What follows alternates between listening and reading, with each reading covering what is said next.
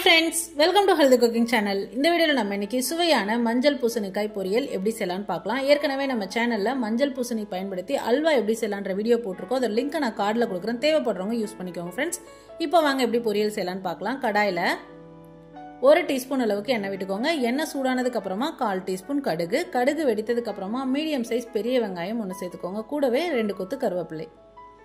பெரிய வெங்காயத்துக்கு பதிலா சின்ன வெங்காயம் சேர்த்துக்கறனாலும் சேர்த்துக்கலாம். வெங்காயம் கண்ணாடி பதம் ஓரளவுக்கு வதக்கி எடுத்துக்கணும். அடுத்ததா விதைகளை நீக்கிட்டு உங்களுக்கு எந்த மாதிரி ஷேப்ல வேணுமோ அந்த மாதிரி நறுக்கி எடுத்துக்கக்கூடிய பூசணிக்காய் மஞ்சள் பூசணிக்காய் சேர்த்துட்டு 1/4 டீஸ்பூன் மஞ்சள் தூள், 1 டீஸ்பூன் குழம்பு மிளகாய் தூள், கூடவே 1/2 டீஸ்பூன் அளவுக்கு தூளுப்பு இது எல்லாத்தையும் சேர்த்து நல்லா கலந்து விட்டுருங்க.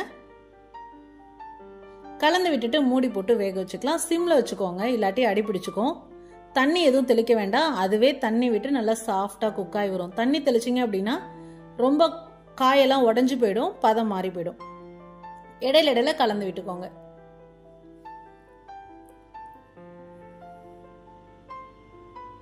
இப்ப பாருங்க, நம்ம சேர்த்த குவான்டிட்டி எல்லாமும் குறைஞ்சி நல்ல வெந்து வந்திருக்கு. நல்ல காய் பார்க்கவே க்ளோயிங்கா இருக்கு பாருங்க. இந்த ஸ்டேஜ்ல ஸ்டவ் ஆஃப் பண்ணிடுங்க. நல்ல சாஃப்டா பூசணிக்காய் குக் ஆகி வந்திருக்கு. சுவையான மஞ்சள் பூசணிக்காய் பொரியல் எப்படி செய்யலாம்னு இந்த வீடியோல பார்த்தோம். இது போன்ற ஹெல்தி ரெசிபிஸ்க்கு மறக்காம ஹெல்தி குக்கிங் சேனலை சப்ஸ்கிரைப் பண்ணுங்க. இந்த வீடியோ உங்களுக்கு பிடிச்சிருந்தா லைக் பண்ணுங்க, ஷேர் பண்ணுங்க, கமெண்ட் பண்ணுங்க. தேங்க்ஸ் ஃபார் வாட்சிங்.